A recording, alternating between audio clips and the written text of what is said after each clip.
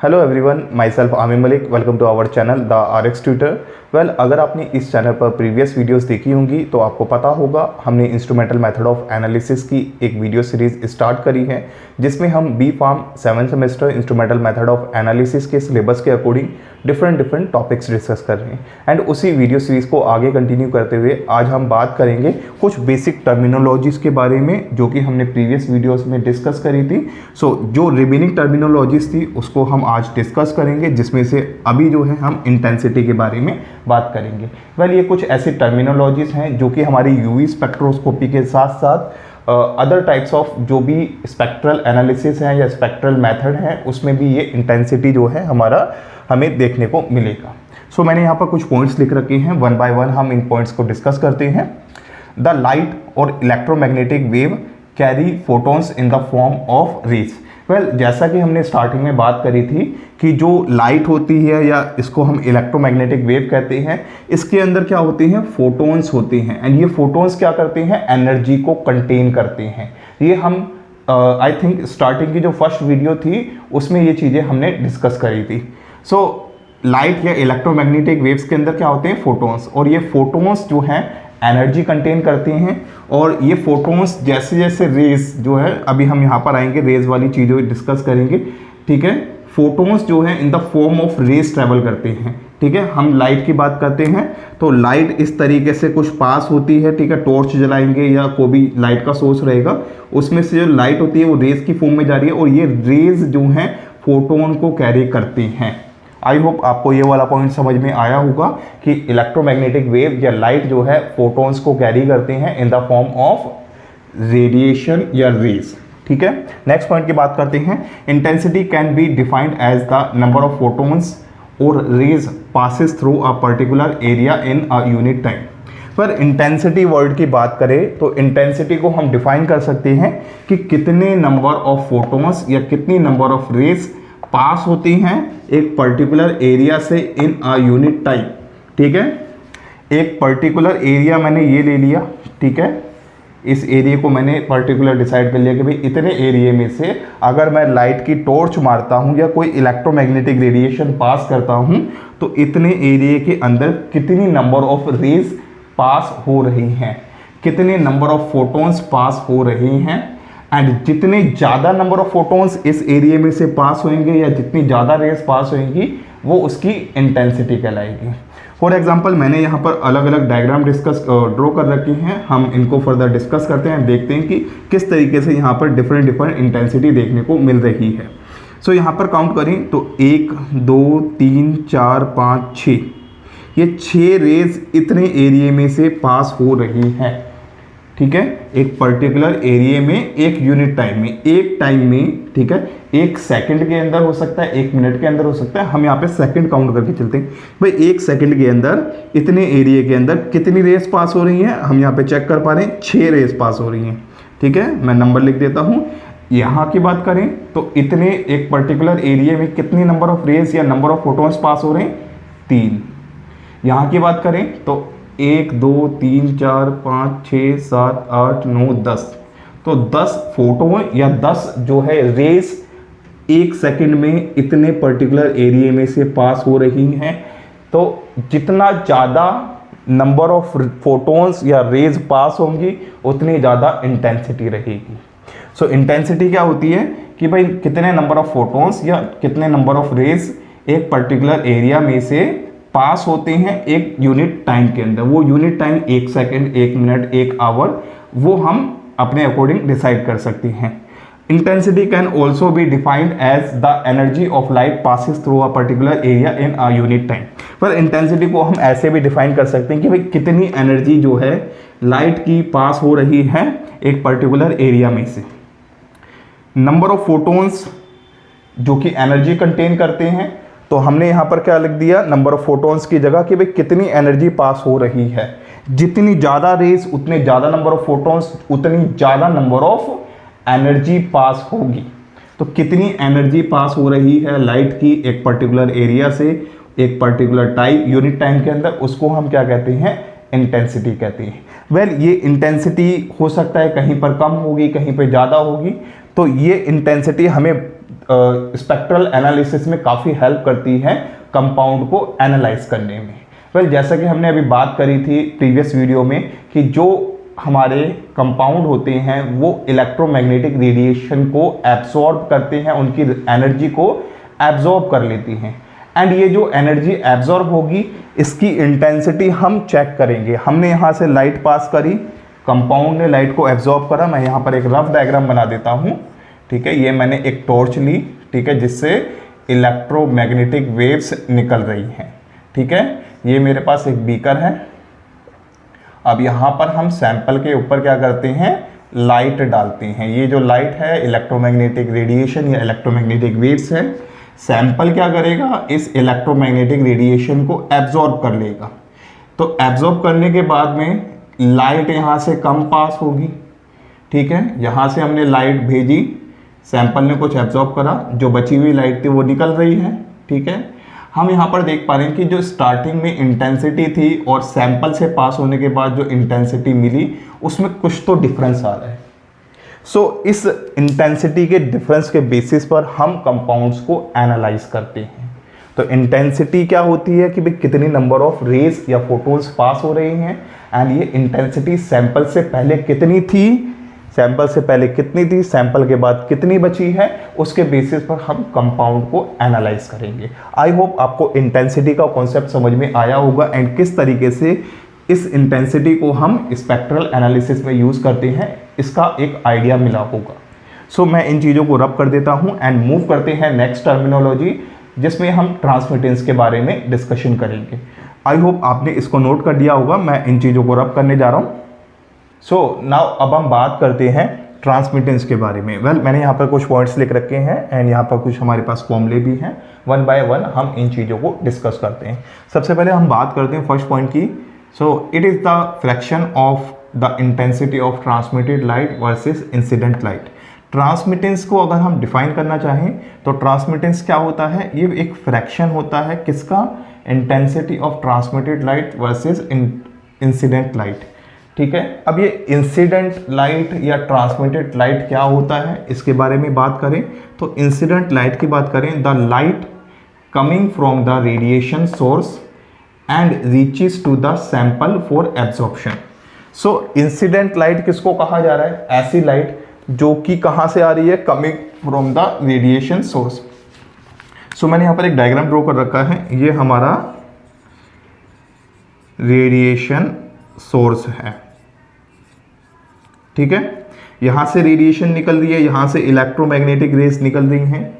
सो ऐसी लाइट जो कि कहाँ से निकलती है, coming from the radiation source, जो कि रेडिएशन से निकलती है, and reaches the sample for absorption, जो कि सैंपल के पास जाती है। तो यहाँ से जो लाइट निकलेगी उसको हम क्या कहेंगे, इंसिडेंट लाइट कहेंगे, ठीक है। ट्रांसमिटेड लाइट की बात करें, the light coming from the sample after the absorption, ऐसी लाइट जो कि सैंपल से निकलेगी एब्जॉर्प्शन होने के बाद में। हमने यहाँ से इलेक्ट्रोमैग्नेटिक वेव्स को छोड़ा, ये इलेक्ट्रोमैग्नेटिक वेव्स सैंपल के पास गई, सैंपल ने इस लाइट को एब्जॉर्ब करा, एब्जॉर्ब करने के बाद में यहाँ से जो बची हुई लाइट है, ठीक है, वो जो लाइट निकल रही है बची हुई उसको हम क्या बोलेंगे, ट्रांसमिटेड लाइट कहेंगे। आई होप आप इतना समझ पा रहे होंगे। सो ट्रांसमिटेंस की बात कर रहे हैं हम, it is the fraction of the intensity of transmitted light.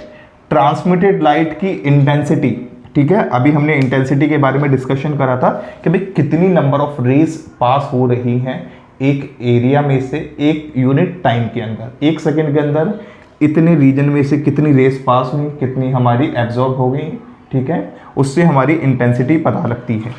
सो यहाँ से मान के चलते हैं कि हमारी कुछ रेज पास हुई होंगी, 10 रेज पास हुई, सैंपल तक 10 रेज पहुंची, हो सकता है सैंपल ने 4 रेज को एब्जॉर्ब कर लिया और बची हुई 6 रेज यहाँ से निकल रही हैं।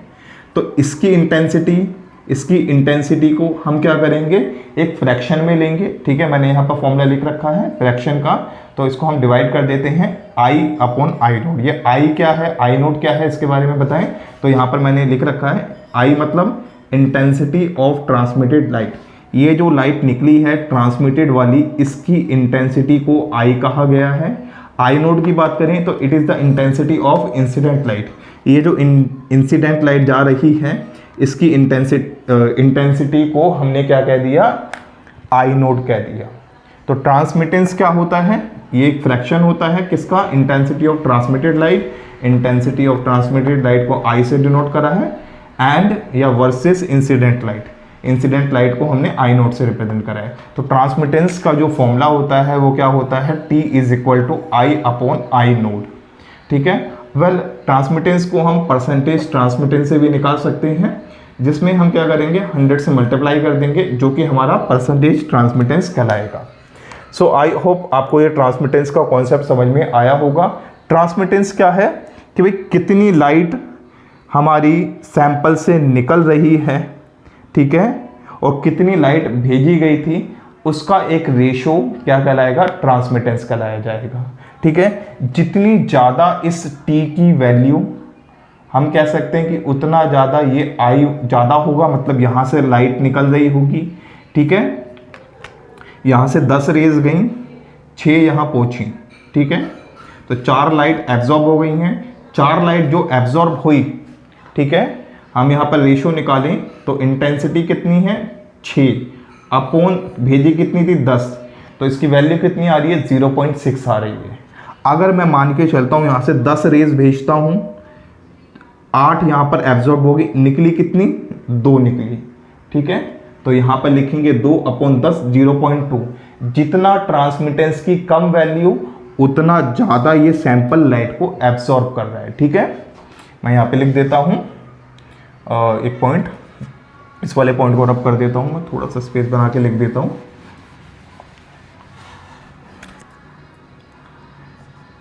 Lower value of transmittance means the sample absorb more light। ठीक है, ट्रांसमिटेंस की जितनी कम वैल्यू होगी उतना ज़्यादा एब्जॉर्प्शन होगा, या वाइस वर्सा हम कह सकते हैं कि हायर जितनी वैल्यू होगी, ठीक है, और वाइस वर्सा। ठीक है, वाइस वर्सा।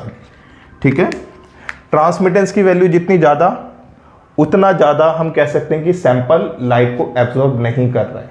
ट्रांसमिटेंस जितना कम आएगा हम कह सकते हैं सैंपल के एब्जॉर्प्शन ज़्यादा है, सैंपल लाइट को ज़्यादा एब्जॉर्ब कर रहा है। सो ट्रांसमिटेंस हमें क्या बता रहा है, सैंपल की एब्जॉर्प्शन कैपेसिटी। ठीक है, ट्रांसमिटेंस से हमें क्या पता लग रहा है कि सैंपल जो हम लाइट इसको दे रहे हैं उस लाइट को कितना ज़्यादा एब्जॉर्ब कर रहा है। कम वैल्यू अगर ट्रांसमिटेंस की आती है मींस जो सैंपल है वो एब्जॉर्ब कर रहा है लाइट को ज़्यादा। ज़्यादा वैल्यू अगर आएगी ट्रांसमिटेंस की, मतलब सैंपल जो है लाइट को एब्जॉर्ब या तो नहीं कर रहा है या बहुत कम कर रहा है। तो ट्रांसमिटेंस से हमें क्या पता लगता है, सैंपल की एब्जॉर्प्शन कैपेसिटी, जिस रेडिएशन को हम पास कर रहे हैं। आई होप आपको ये चीज़ें समझ में आई होंगी कि ये ट्रांसमिटेंस क्या होता है, इसमें किस तरीके से हम चीज़ों को फाइंड आउट करते हैं एंड क्या इसका सिग्निफिकेंस है। सो ये था ऑल अबाउट ट्रांसमिटेंस। नेक्स्ट हम मूव करते हैं एब्जॉर्प्शन पे, या इसको हम एब्जॉर्बेंस भी कहते हैं। सो पहले आप इन चीज़ों को नोट कर लीजिए, आई होप आपने इनको नोट कर लिया होगा। नाउ मैं इन चीज़ों को रब कर देता हूँ एंड मूव करते हैं हम अपने next terminology which is absorbance. So now अब हम बात करते हैं अपनी next terminology which is absorbance. Well absorbance की बात करें तो एब्जॉर्बेंस एंड ट्रांसमिटेंस जो है एक दूसरे के इन्वर्सली प्रोपोर्शनल होते हैं। अगर इन सिंपल वर्ड ये एक दूसरे के जो हैं इन्वर्सली प्रोपोर्शनल है। अगर एब्जॉर्बेंस बढ़ेगा ट्रांसमिटेंस कम होगी, अगर ट्रांसमिटेंस बढ़ेगा तो एब्जॉर्बेंस कम होगी। एंड इसकी अगर हम डेफिनेशन की बात करें तो it can be defined as the amount of light absorb by the sample at a specific wavelength. Simply अगर हम बात करें तो सैंपल जो है हमारा वो कितनी लाइट को एब्जॉर्ब करता है वो उसकी एब्जॉर्बेंस कहलाई जाएगी। वेल ये स्पेसिफिक वेवलेंथ वाला जो पॉइंट है इसको हम फर्दर बाद में जब यूवी स्पेक्ट्रोस्कोपी का इंट्रोडक्शन डिस्कस करेंगे वहाँ पर ये सारी चीज़ें आपको मैं डिटेल में बताऊंगा कि स्पेसिफिक वेवलेंथ क्या है, इसका क्या मतलब होता है। अभी हम इतना समझते हैं कि जो हमने लाइट प्रोवाइड करी सैंपल ने उस इलेक्ट्रोमैग्नेटिक वेव्स को, उस लाइट को एब्जॉर्ब कर लिया। जितना ज़्यादा वो लाइट को एब्जॉर्ब करेगा उतना ज़्यादा एब्जॉर्बेंस देखने को मिलेगी। जितना कम एब्जॉर्बेंस उतना ज़्यादा लाइट पास हो रही है। इसको हम डायग्रामेटिकली देख सकते हैं। ये मैंने एक रेडिएशन सोर्स लिया, ठीक है, ये रेडिएशन सोर्स से लाइट निकल रही है, ये सैंपल है, ठीक है। ये लाइट जो है हमारी सैंपल से पास हुई, यहाँ से 10 रेज थी, सैंपल ने मान के चलिए सिर्फ 2 ही रेज को पास करा। 10 रेज यहाँ थी, 10 में से सिर्फ 2 ही रेज यहाँ पर पास हुई हैं, यानी कि सैंपल ने 8 रेज को एब्जॉर्ब कर लिया।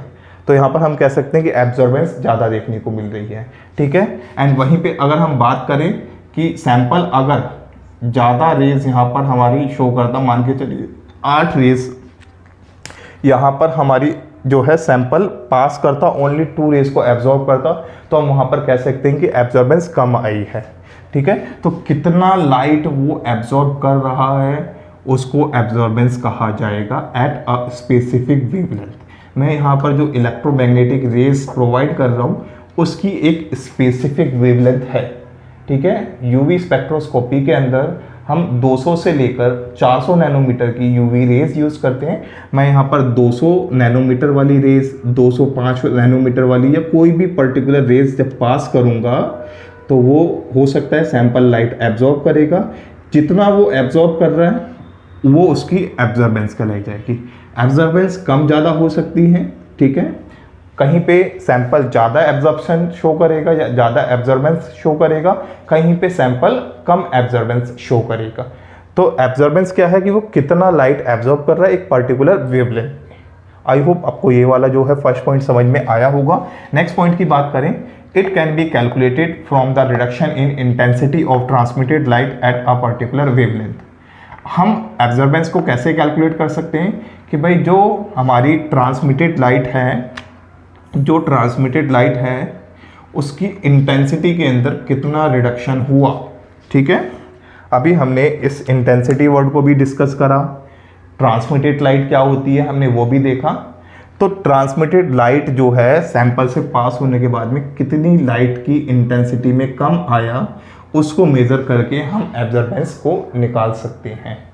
मैंने यहाँ से लाइट पास करी, 10 रेज जा रही थी, इसकी इंटेंसिटी 10 थी, लाइट पास होने के बाद में इंटेंसिटी 8 रह गई। हम ये कह सकते हैं कि इसका जो एब्जॉर्बेंस है वो 2 रेज एब्जॉर्ब कर रहा है। ये जस्ट नंबर समझाने के पर्पज़ से है, एक्चुअल में कुछ और नंबर्स होते हैं, कुछ और तरीके से इनको हम एब्जॉर्ब ये है नोटिस करते हैं या इसको हम स्टडी करते हैं। जस्ट ये समझाने के पर्पज़ से नंबर है। तो सिंपली अगर हम बात करें तो ट्रांसमिटेड लाइट की इंटेंसिटी कितनी कम हुई है उससे हमें एब्जॉर्बेंस पता लगता है। एंड इसके अगर हम नेक्स्ट पॉइंट की बात करें तो absorbance is negative log time of transmittance. Transmittance का नेगेटिव लॉग अगर हम कर दें तो हमें एब्जॉर्बेंस मिलती है। जैसा कि मैंने आपको यहाँ पर भी बताया था स्टार्टिंग में कि एब्जॉर्बेंस और ट्रांसमिटेंस में एक इन्वर्स प्रोपोर्शनैलिटी होती है, इन्वर्सली प्रोपोर्शनल होते हैं। तो हम यहाँ पर कह सकते हैं कि जो एब्जॉर्बेंस है वो negative log time of transmittance होता है। A absorbance is equal to negative log transmittance. Transmittance को अभी हमने डिस्कस करा था, क्या होता है आई अपॉन आई नोड। तो A is equal to negative log time I upon I naught. अब इस नेगेटिव लॉग को अगर मैं प्लस करना चाहता हूँ तो ये जो हमारे न्यूमरेटर और डिनोमिनेटर हैं वो आपस में शफल कर लेंगे अपनी पोजीशन को। एंड यहाँ पर हम देख पा रहे हैं ए इज इक्वल टू लॉग 10, ठीक है। यहाँ पर नेगेटिव साइन था, ये नेगेटिव साइन हटकर प्लस आ गया, बट ये आई और आई नोट ने अपनी पोजीशन चेंज कर ली। पहले आई नोट नीचे था, आई नोट ऊपर आ गया। तो लॉग के अंदर जब अगर हमें कुछ ऐसी कंडीशन होती है नेगेटिव साइन हटाना है तो वो न्यूमरेटर और डिनोमिनेटर जो है वो अपनी पोजीशन को शफल करते हैं। सो हम एब्जॉर्बेंस को कुछ इस तरीके से भी फाइंड आउट कर सकते हैं। सो ये था एब्जॉर्बेंस से रिलेटेड चीज़ें। आई होप आपको ये चीज़ें समझ में आई होंगी। वेल इसमें 2 और टर्मिनोलॉजी हैं, मैक्सिमम एब्जॉर्प्शन वेवलेंथ या लैम्डा मैक्स भी इसको कहते हैं, and molar absorptivity. Well in 2 terminology को मैं अभी डिस्कस ना कर पहले हम यूवी स्पेक्ट्रोस्कोपी की कुछ बेसिक जो है इंफॉर्मेशन है उसको गैदर करेंगे, देन हम इस lambda max and molar absorptivity को फर्दर डिटेल में बात करेंगे। सो बेसिक टर्मिनोलॉजी में यहीं तक हमें डिस्कस करना था। आई होप आपको ये चीज़ें समझ में आई होंगी। वेल, अगर आपने इस वीडियो से कुछ नॉलेज गेन करी है या कुछ सीखा है तो इस वीडियो को लाइक करें, कमेंट्स में अपने रिव्यू शेयर करें। अगर आपका कोई डाउट या क्वेरी है तो वो भी आप पूछ सकते हैं। एंड इस वीडियो को जितने भी नीडी लोग हैं, जितने भी आपके फ्रेंड्स वगैरह हैं, उन सभी के साथ ज़रूर शेयर करें। चैनल को सब्सक्राइब करें। मिलते हैं नेक्स्ट वीडियो में। Thanks for watching.